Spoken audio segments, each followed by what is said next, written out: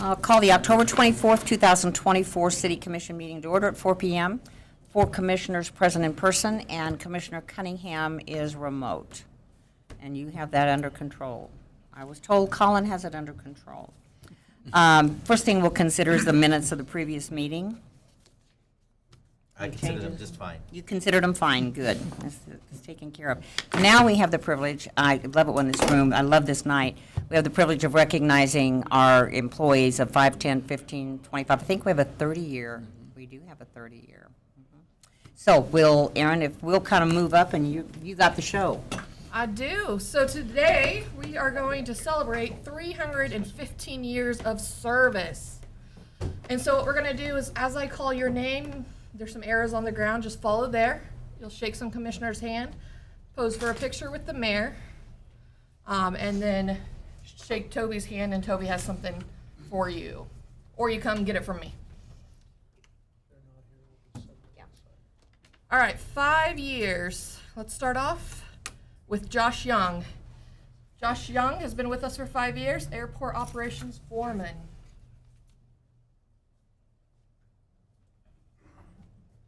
Thank you. Thank you. I appreciate it.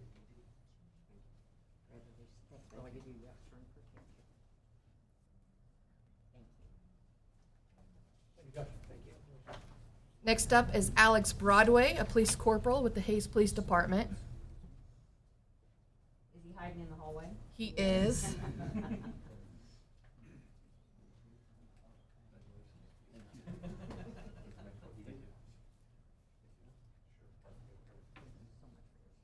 Gonna pose for a picture. Nice try.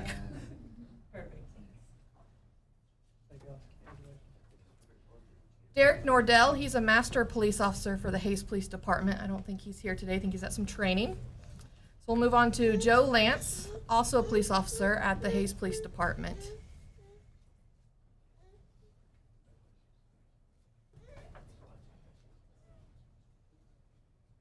You only 5 years.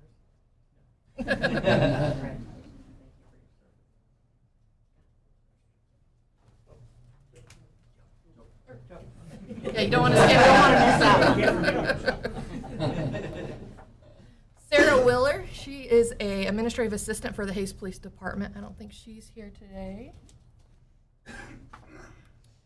Shane Preston, Deputy Fire Chief for the Hayes Fire Department. He's been with us for 5 years. Now it feels like longer than 5 years for you. Oh, all right. We'll do this way.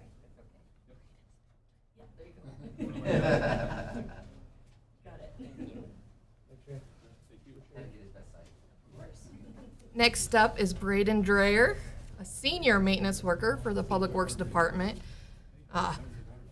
He was one of many that left alley cleanup to come here today to do this. I've had such compliments about alley cleanup. Thank you very much. Appreciate it. Next up is Kate Armstrong, the planning and zoning technician for the Public Works Department. I can tell you a lot of these 5-year ones, it feels like a lot longer because they came in, they jumped in.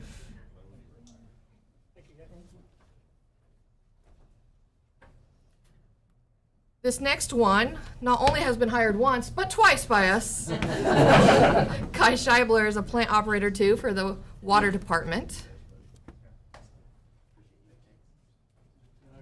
So much, we appreciate you.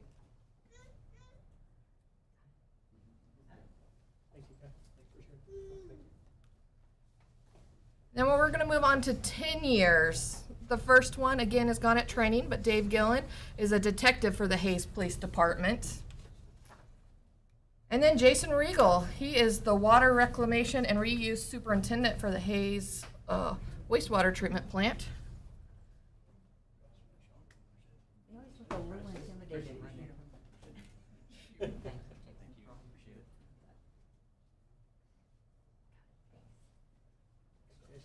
Also, if you want some good bluegrass music, you can ask him for it. So.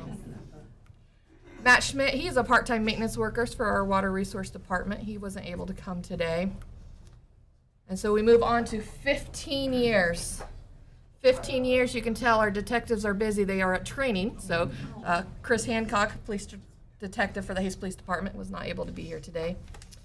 And another one we pulled off alley cleanup to be here is Dustin Anderson, a senior maintenance worker with the Public Works Department. My husband was so impressed. You were 8 minutes in our alley. Congratulations.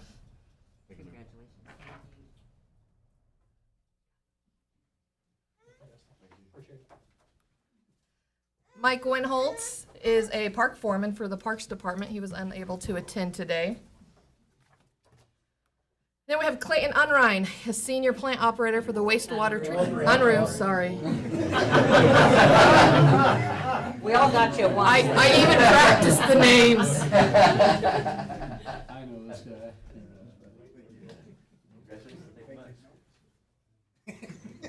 He works for the wastewater treatment plant. Oh, whoops. Don't forget to stop at Kobe. That's Thank the you, difference. Clarence.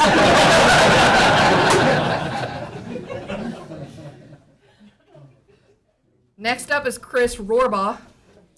He's a part-time codes enforcement officer for the Public Works Department. I'm almost as old as your city attorney. Thank you so much. Much better looking than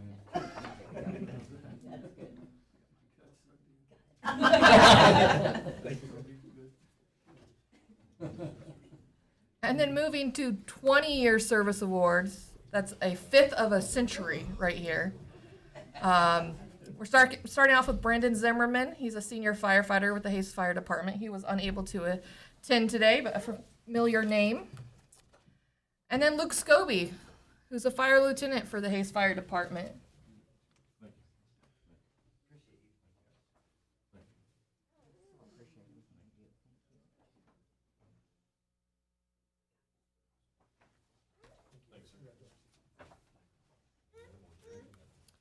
Ryan Hagens, fire chief for the Hayes Fire Department.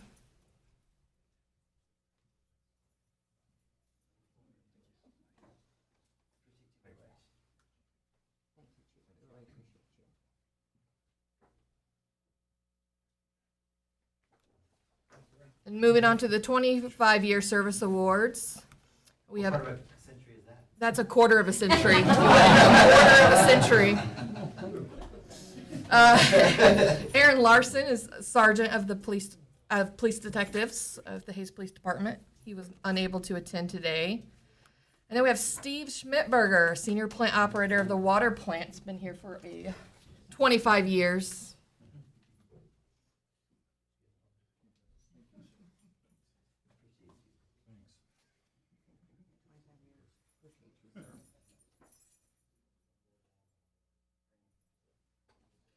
Something must be going right at the Water Resources Department because the next one is also from that department with Tessa Scheck, administrative assistant.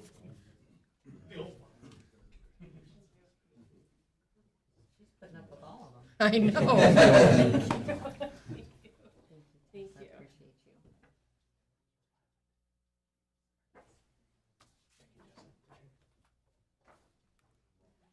And then for our 30-year service award, standing by himself up here, Steve Dreiling, who's a foreman for our solid waste.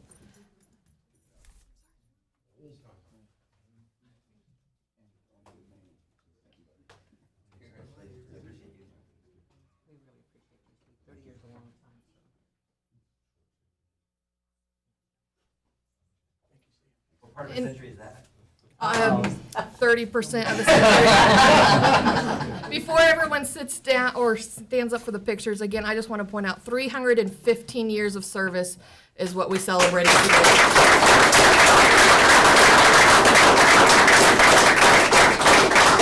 And we all know without their dedication and hard work and their love of this community, it would not be as good as it is today. And we really do thank them. And a lot of these people are on alley cleanup, and we know that's a stressful week for them. So again, one more round of applause. And I, Aaron, often talk about the quality of our staff, but I will tell you I get more compliments on our staff than any complaints about anything that's happening in the community. So when we say we appreciate you, we really mean it. You guys are rock stars. Thank you very much. All right, so let's come up for a picture. Anyone who's getting a service award, if you could just join into the picture. Anywhere you want to be. Okay, I'm leaving. I'll start this one.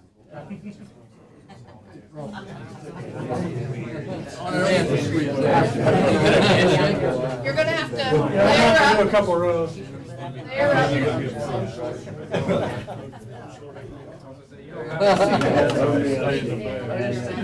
Standing up. Layer sunrise. Luke, you got a spot? All right, Maddie, can you see? And good news, Steve is donating his chamber checks to the service committee. 1, 2, 3. Got him. All right, anyone else? 4. If anyone wants to take a picture with your team or your department, whatever, just get with Maddie outside. She'll go ahead and help you with that. Otherwise, you're free to go, or you can stay and listen to the meeting. Watch how fast they're going. Thank you, guys.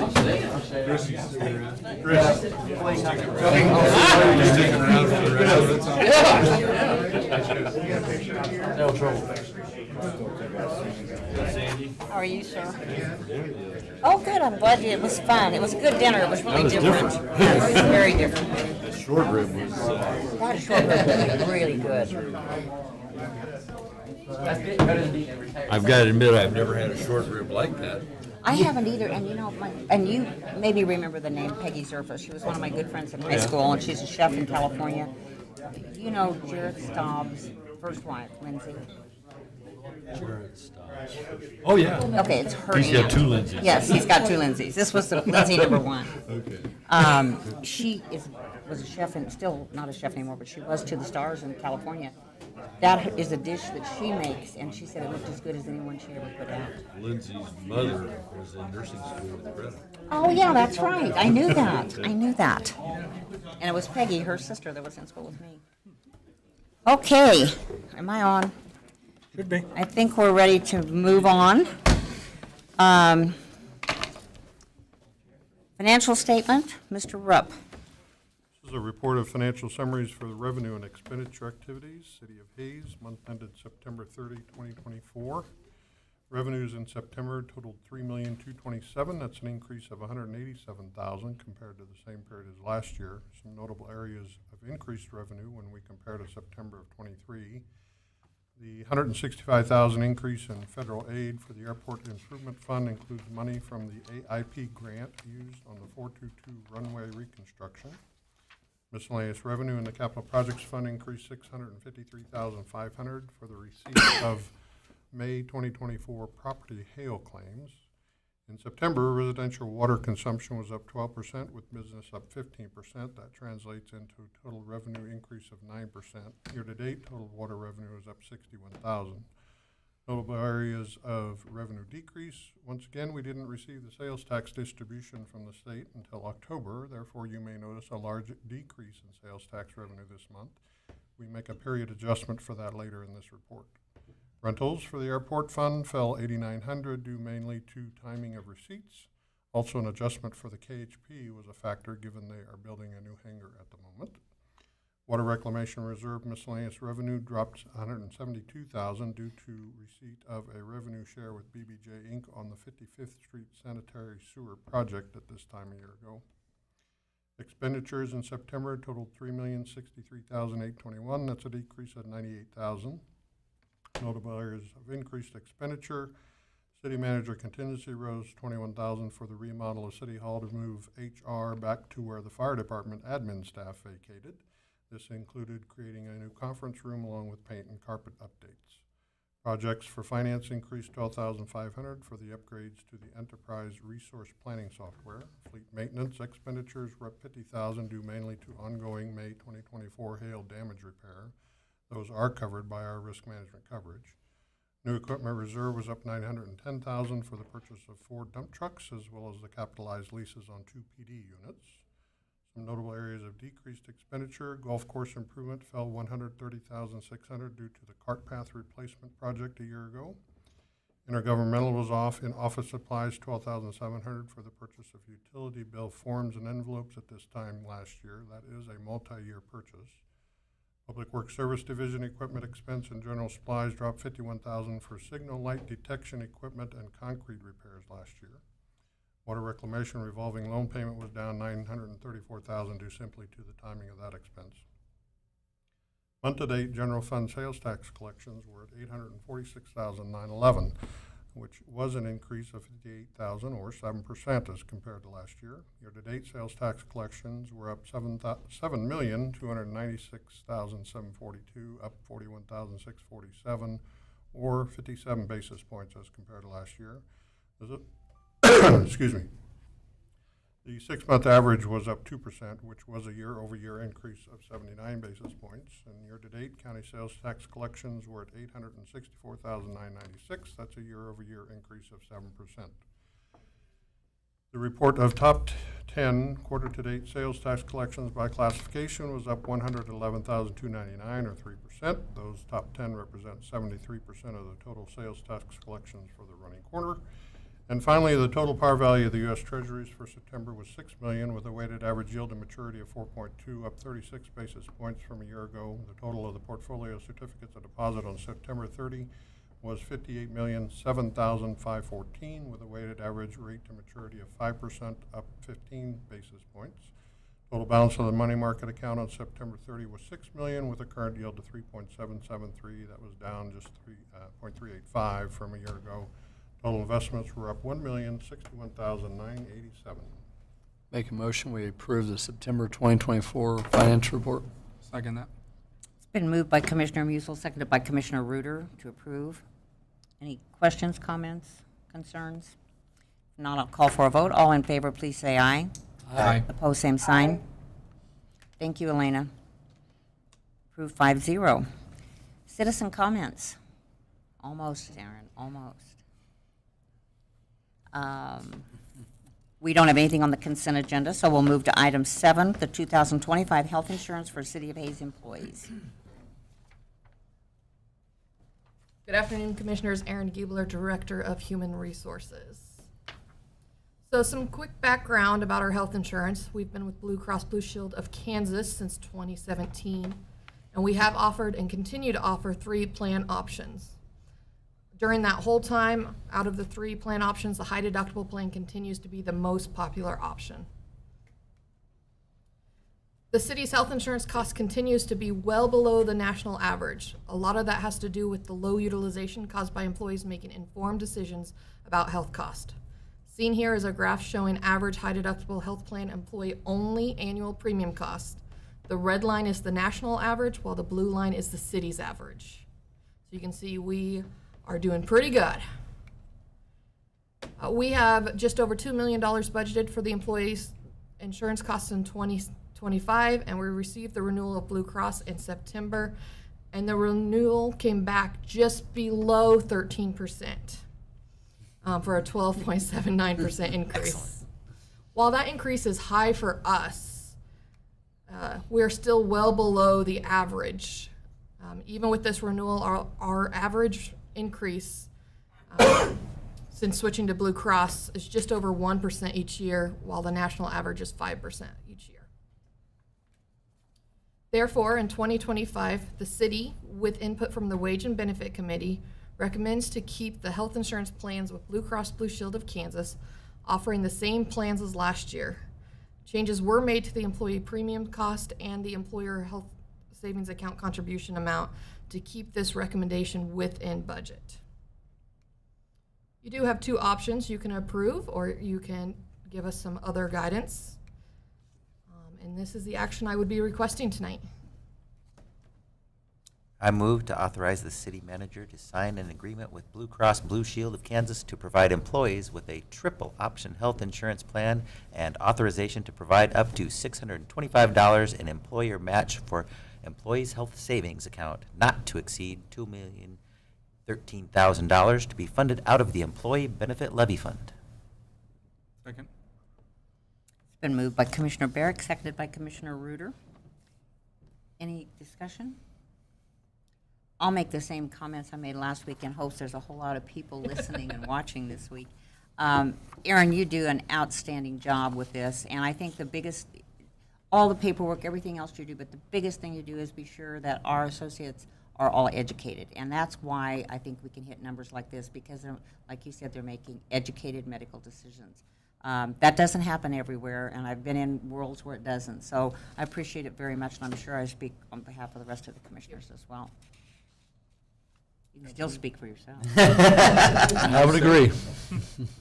If all in favor, please say aye. Aye. Opposed, same sign. Aye. Passes 5-0. Thank you, Aaron. The Grove Development Award of Bid.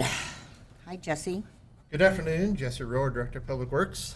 So a couple items today regarding the Grove development that hopefully soon get underway. So the first one here is for consideration of the award of bid. By now, I think we're all familiar with the property and where the property is, but for those that might not be, it is on Canterbury, east side of Canterbury, north of the Center for Health Improvement and south of 27th Street. I've heard of this. I have two. So here's kind of a concept of the property. We've already been through the plating process, the plan development process, the zoning process, and annexation, as well as some different financial items for the property development. The project, as bid, will include new streets, water sewer, storm sewer, to serve exactly 62 lots. There are 50 lots for single-family development, 8 duplex lots, 2 apartment lots. There's one that actually contains a community center, and then one yet undivided lot. And knowing that this is a planned development, those lot numbers could change slightly, but that's what we're dealing with today. In addition to the infrastructure, there'll be a multi-use path that goes through the property that'll connect on the south end to the Hayes Medical Center trail behind their property. And then it'll also connect at the intersection of 27th and Canterbury, and eventually continue north up past Sternberg. The infrastructure that's being constructed as part of this award is also the infrastructure that will serve the community center that's currently under construction. So bids were solicited for the project. The engineer's estimate was just under $5.5 million. The 2 bids that were received were very competitive bids, as you can see here on the screen, with the low bid being from Spore Land Development of just over $3 million. I've spoken with the contractor of Spore, and assuming the award is granted tonight, they plan on turning dirt starting in November already. Have a couple months of that, have a utility contractor for early in the winter, and be paving by mid to late spring. So this project, if they stay on schedule as they've indicated, it will move along really quick.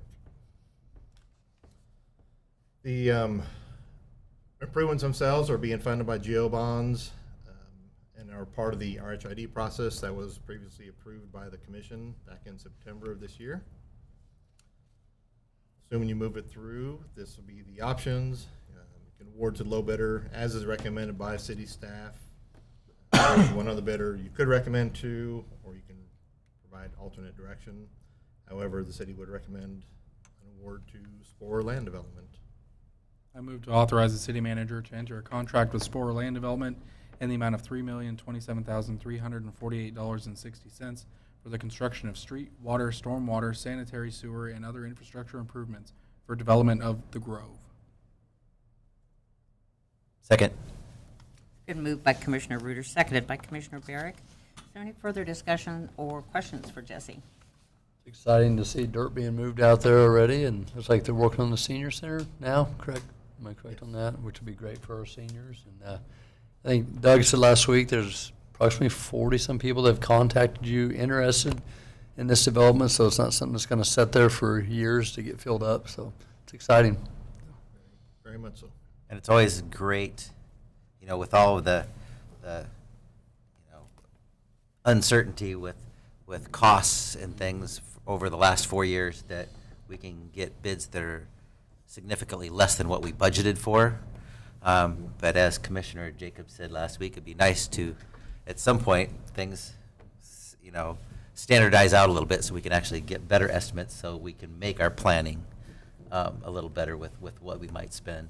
But it's still good that it's on the less expensive side as to what we were looking at, which is great for a project that's this big and this important, that's the direction it was at. So we appreciate all of the work that you and everyone has put in on it.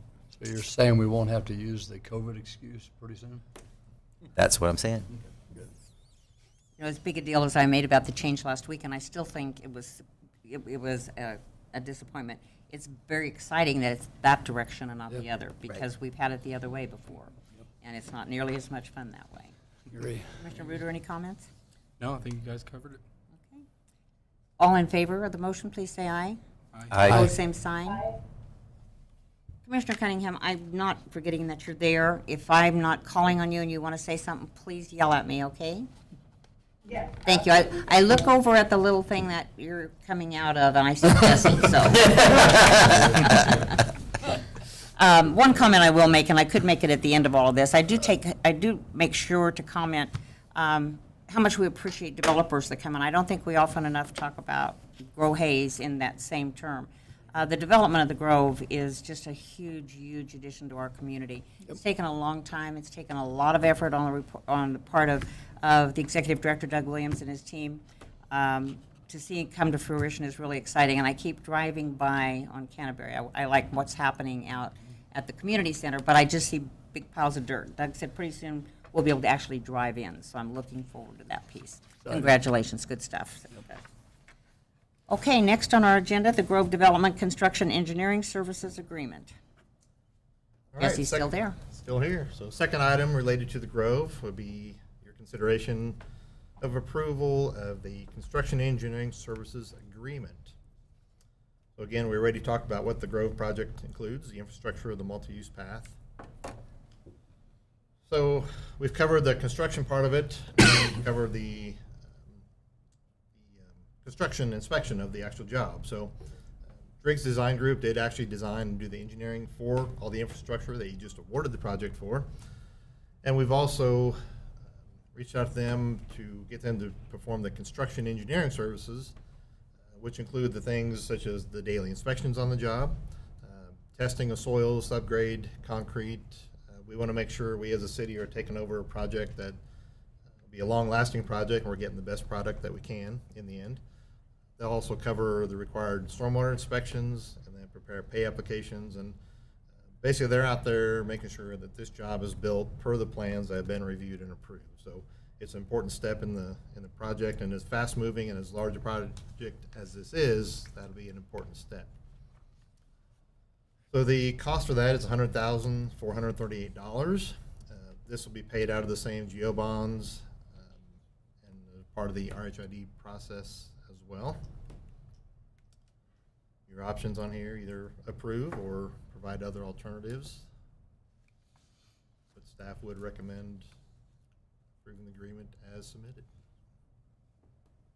I'll make a motion to approve construction engineering service agreement with Driggs Design Group in the amount of $100,438 for construction inspection services related to the development and construction of the Grove. Second. Moved by Commissioner Musil, seconded by Commissioner Reuter. Any discussion, questions, comments?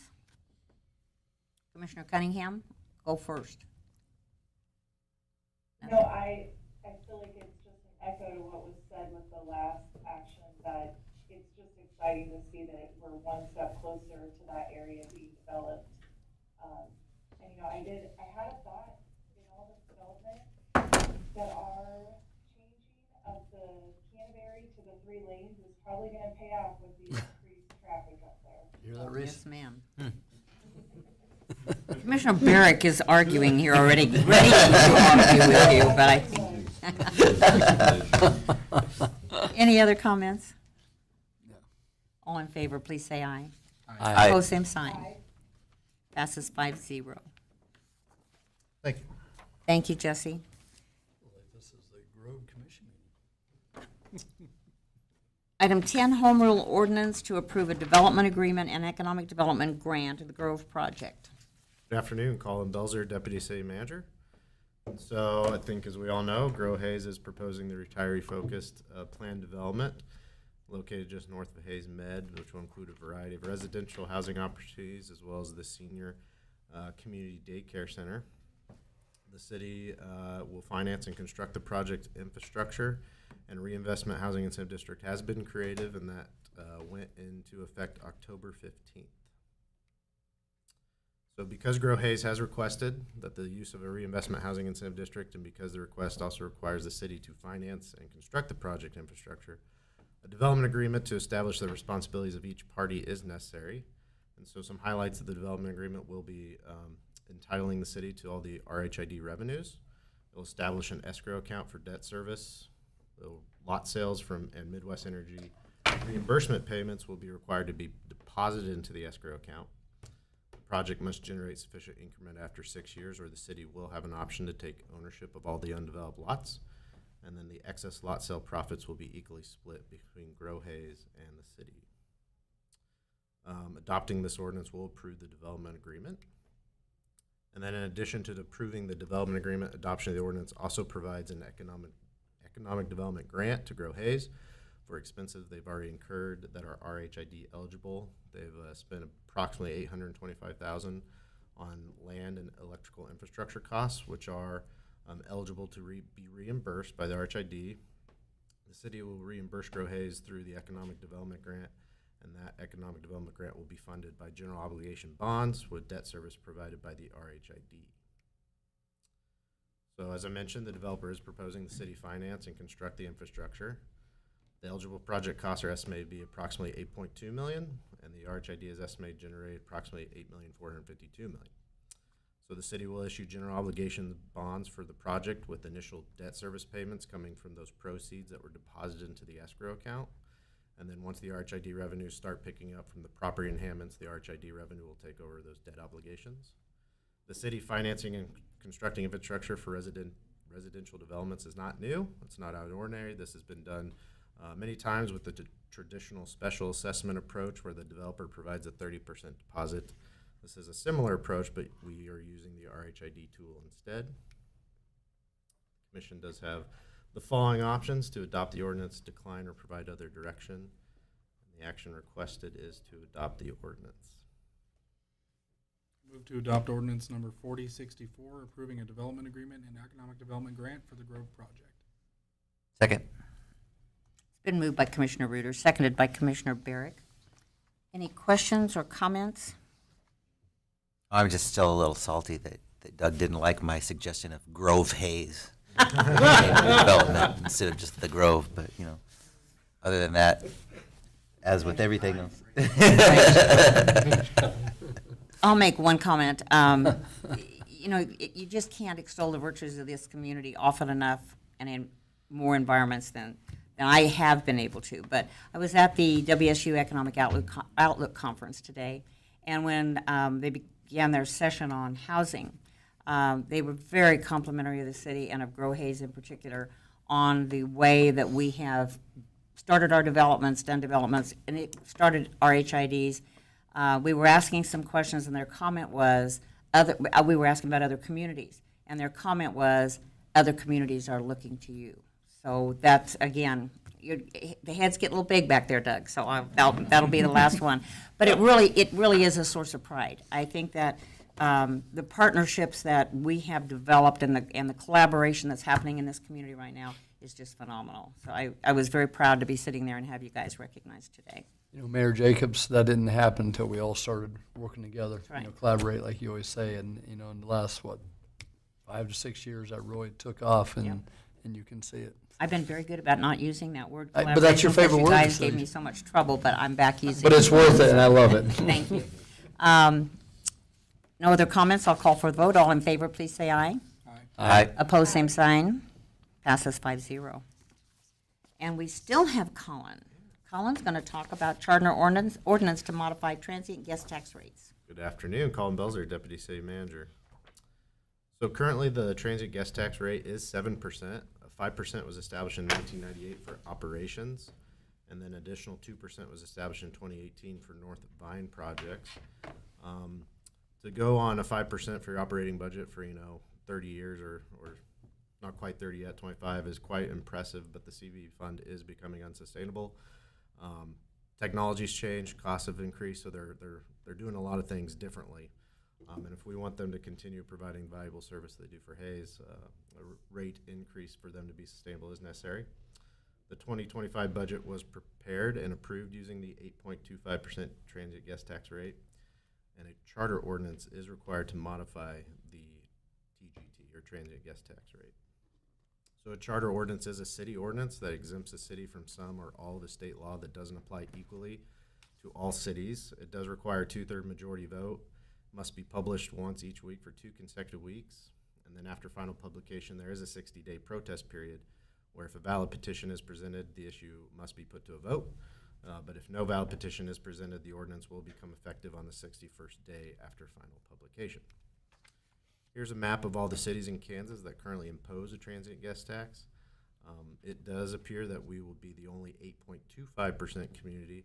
There are quite a few similar communities that do impose an 8%, such as Emporia, Dodge City, I believe, Gardner, Lenexa, Shawnee, Kansas City, Kansas. And then there are 2 that are slightly higher. That's Overland Park and Mission, and they have a 9% transient guest tax. Hey, Colin. Yeah. On that, and you sent it to me, I was looking for it, I can't find it, but the reason Garden City, when I guess one of our peer communities, is not on there, can you explain that? I can. So a local entity can either charge a transient guest tax from a county perspective or a city perspective. So if you look at Garden City, they actually have the Finney County Convention and Visitors Bureau, not a city of Garden City. So we only looked at what the cities are charging. I believe there's not a whole lot of counties, I think maybe 20 or so, that actually have the transient guest tax rate. Thank you.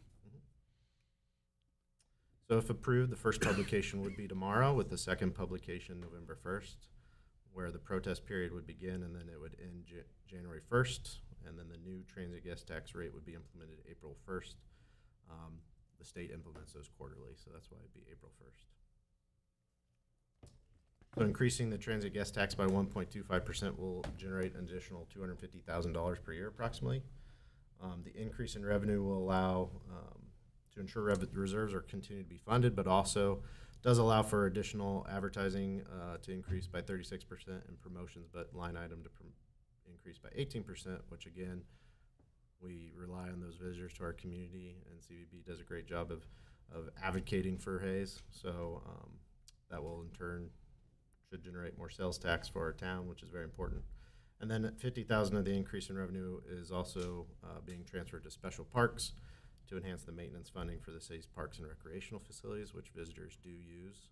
We advertise the Arc Park, for people to come visit, and so that's very important.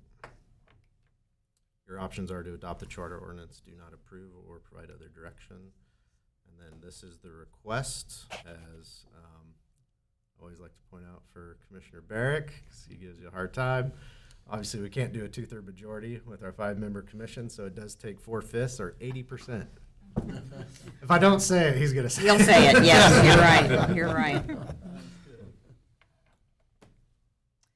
I move to approve Charter Ordinance number 33, increasing the transient guest tax to 8.25%. Second.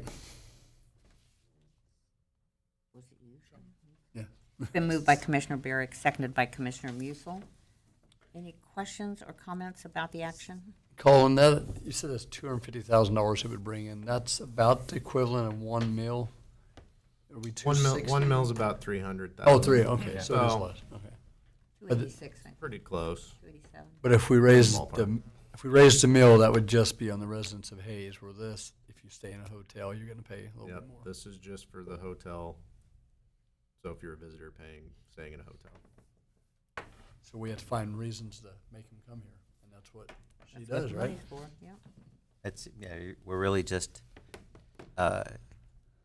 taking money from people that are traveling through town and staying in our hotels and using it to attract more people to come into town and stay in hotels and then come visit our businesses. So we're really using it to,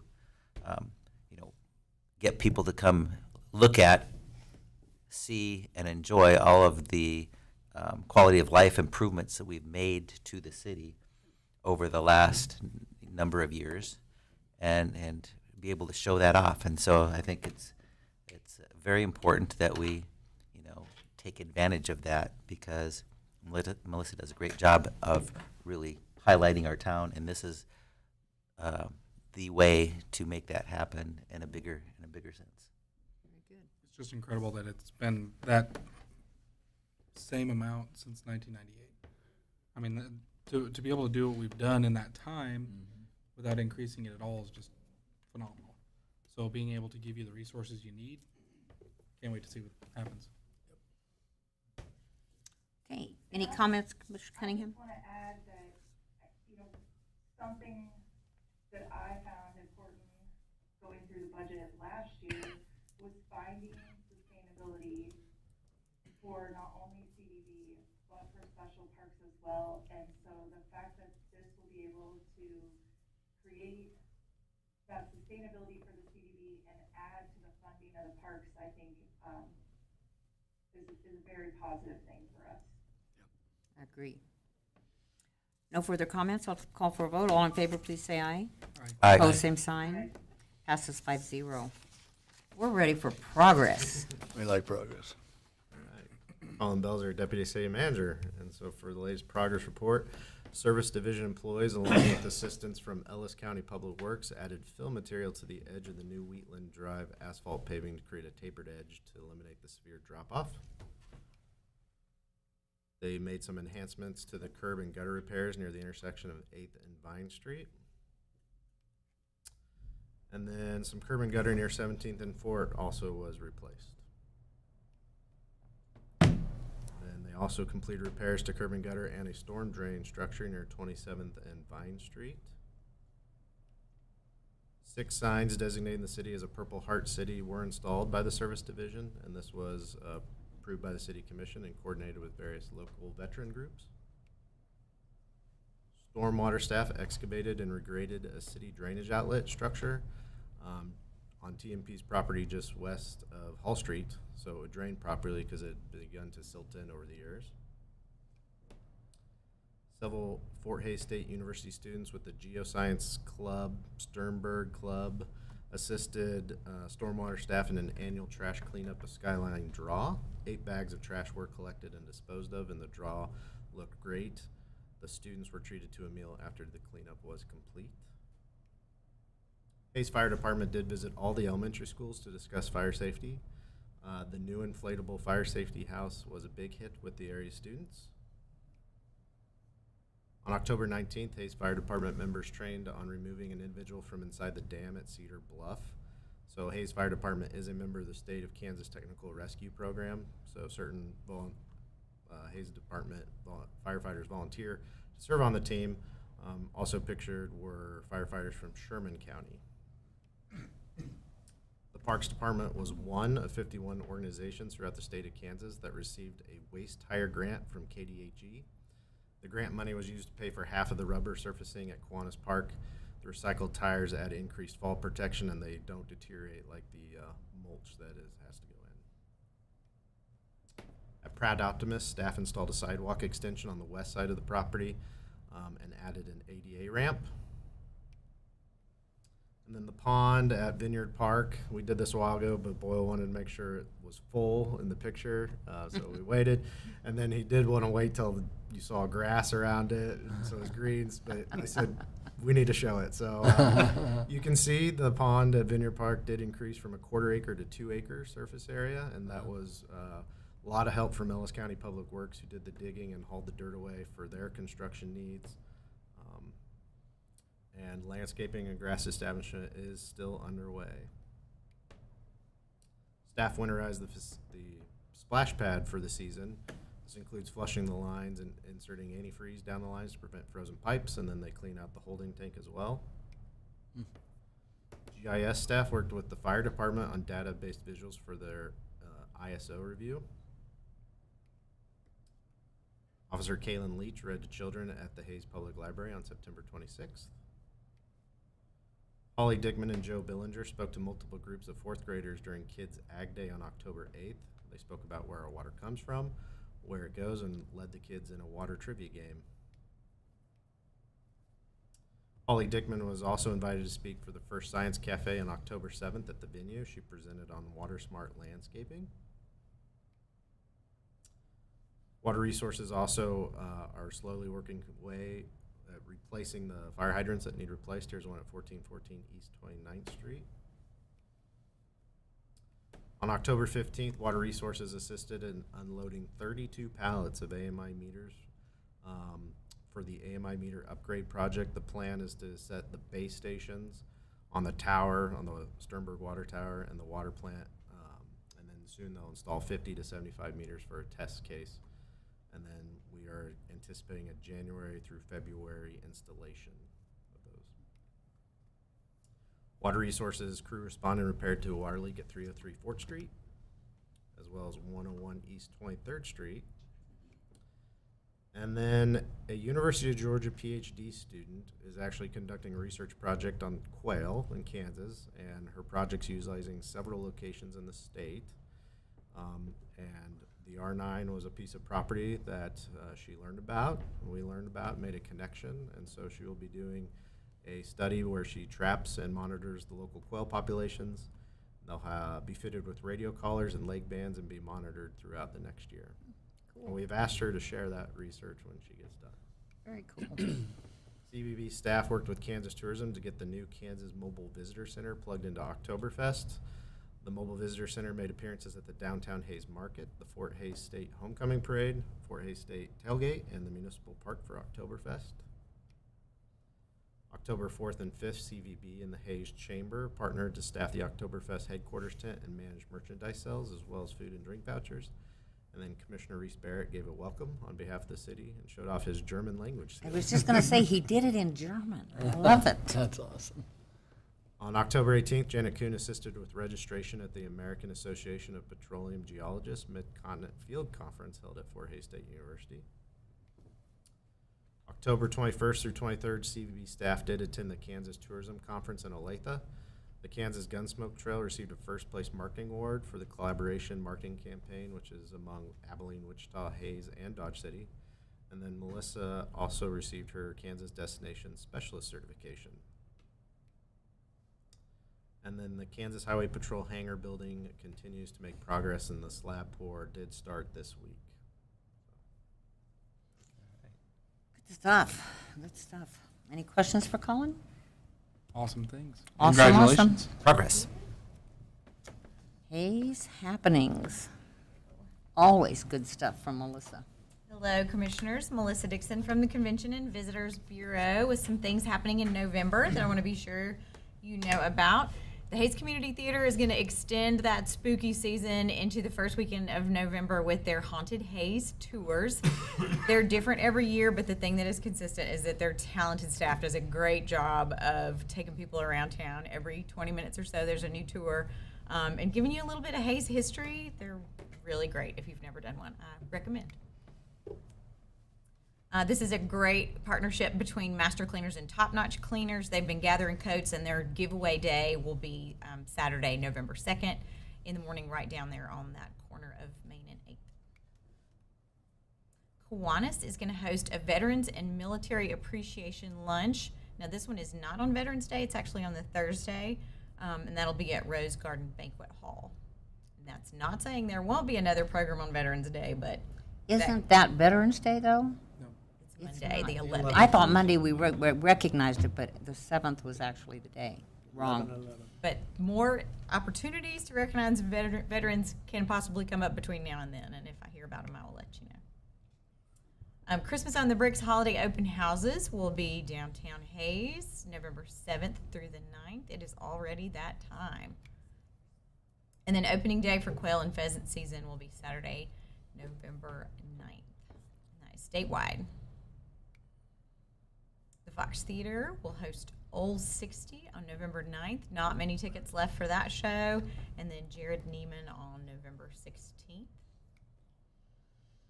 And this is a very special new event. It's a collaboration with, like that word, Hayes Rec is hosting.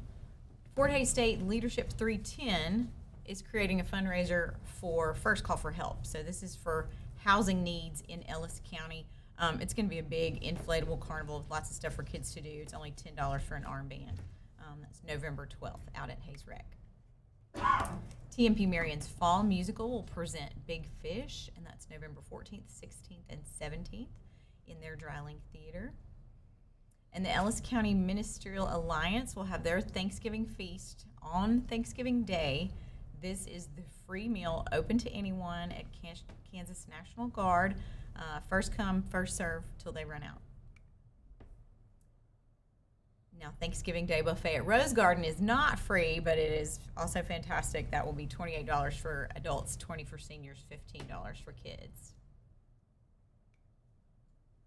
Santa will be arriving to Big Creek Crossing November 29th. He'll be there for the majority of the day. Is he coming in a helicopter again? Hard to say. I don't know how they do crowd control. Reindeer, Mason. Reindeer. Let's see. And then Christmas at Creekside will open that same day, November 29th. If you didn't make it out to this, it was a really beautiful half-mile walk.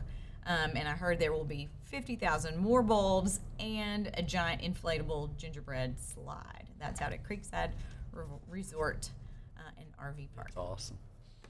Downtown tree lighting will be November 30th down at Union Pacific Park, 5:30 to 7. Santa will be there, hot cocoa, and some other fun things. Any questions?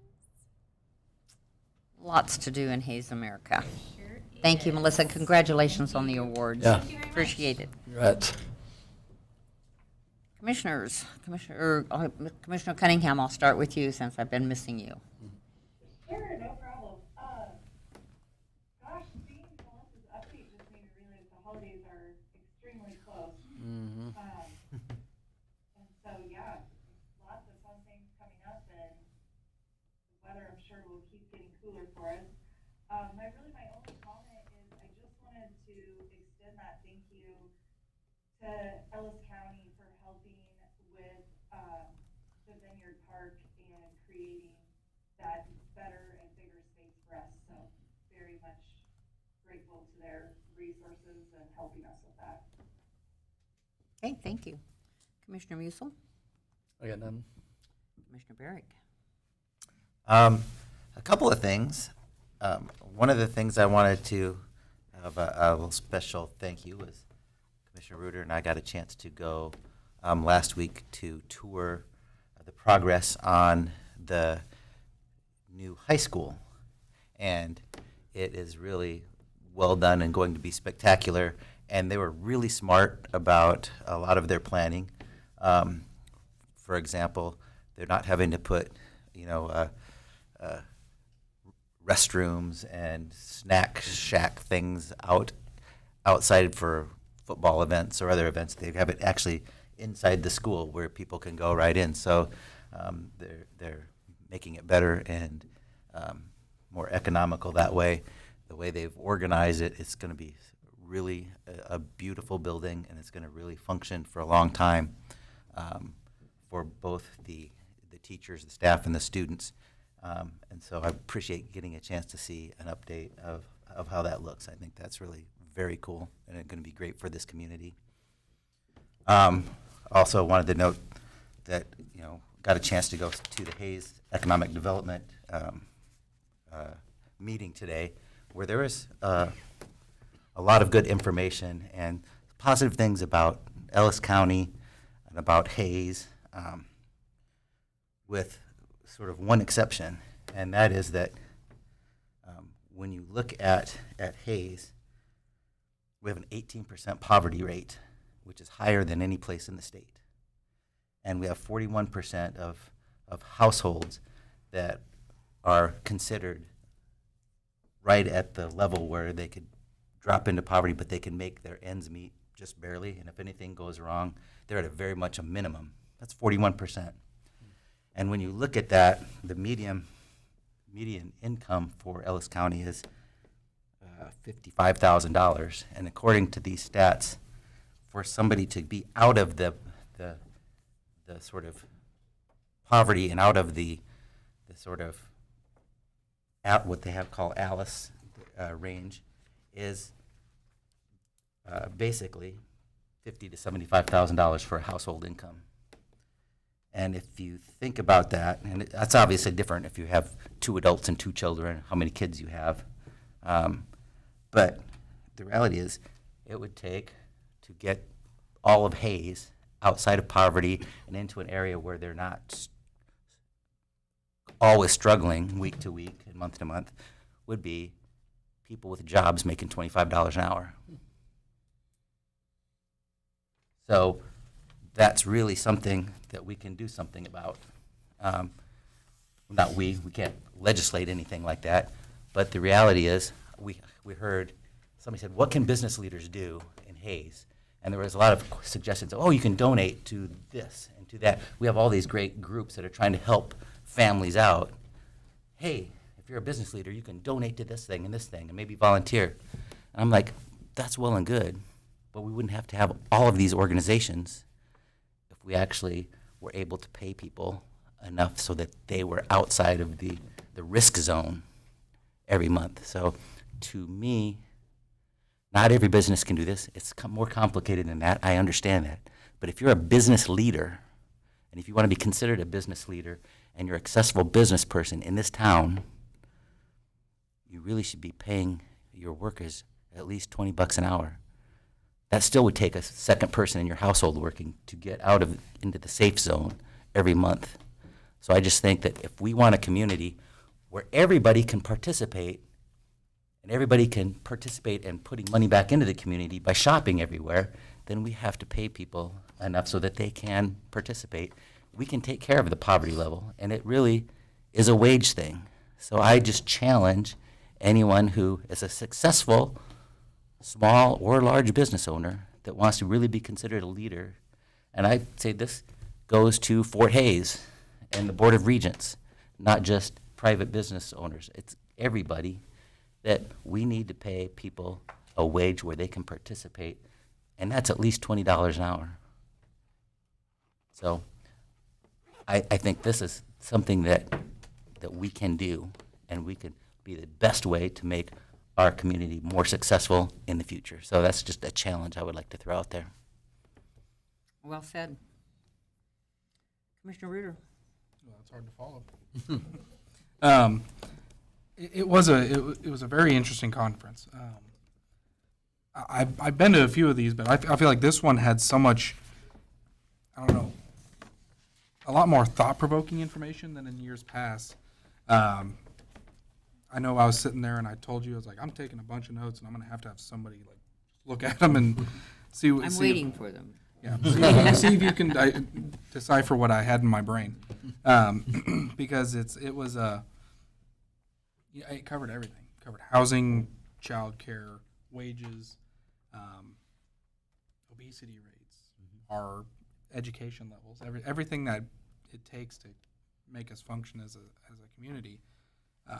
But like you said before, there were so many things they brought up. They were like, well, you guys are already doing that. Well, you guys are actually an anomaly here because you're already doing that, or for some reason you guys are more educated, you're healthier than anybody else around. So that's awesome that we were able to do that. But I think it's given us an opportunity, kind of leaning on what you said, to give us our next jumping off point. What can take us from where we are good to great? You can't fix a problem if you don't know what it is. Now we have data backing it up. Now we just got to take it and find those methods. And I think it's going to take some out of the box thinking, but we're pretty good at that. The Grove, tall grass, the micro factory, things like that are out of the box thinking that people are looking at. The R9's out of the box. I mean, we're pioneers in a lot of what we do, and now's the chance to adopt a lot of those policies, and we got data to back it up. We just got to do it. But I think we've got a good group up here that focuses on doing. I think it was Zollinger said, I look out in the room and there's a bunch of doers out here. Mm-hmm. That's basically all of Ellis County. So that's super exciting to have that. I guess the non-political thing I have is this is Fort Hayes' last home game this weekend. I know a lot of people will be watching KUK State, but Fort Hayes need your support. It's Military Appreciation Day for them too, so come out and support the Tigers. Tigers are at 1 and KUK State's not till 7. So Then you're you'll good. be You able can to do 'em cover both. all. You can cover 'em all. Interestingly, your comment about good to great. I remember 5, 6, 7 years ago, how long I've been on here, we had this discussion about good to great. And I've always been a big proponent. I've read a lot about it, and I've understood for a long time that one of the hardest things about getting to great is being too good. And you get settled in, and you on your laurels, everything's going great. And I think we're at that stage. We've done some really great things. I think we're really good, but we can't lose sight, as I always say, for the next 10, 15, and 20 years. And I think that's what'll take us to great. So I'm really proud of everybody working on it within the community. I'm proud of our staff, and I'm extremely proud of the commission forward-thinking and doing some things that haven't been done in the past. So congratulations to all of you as well. Executive session? We're adjourned.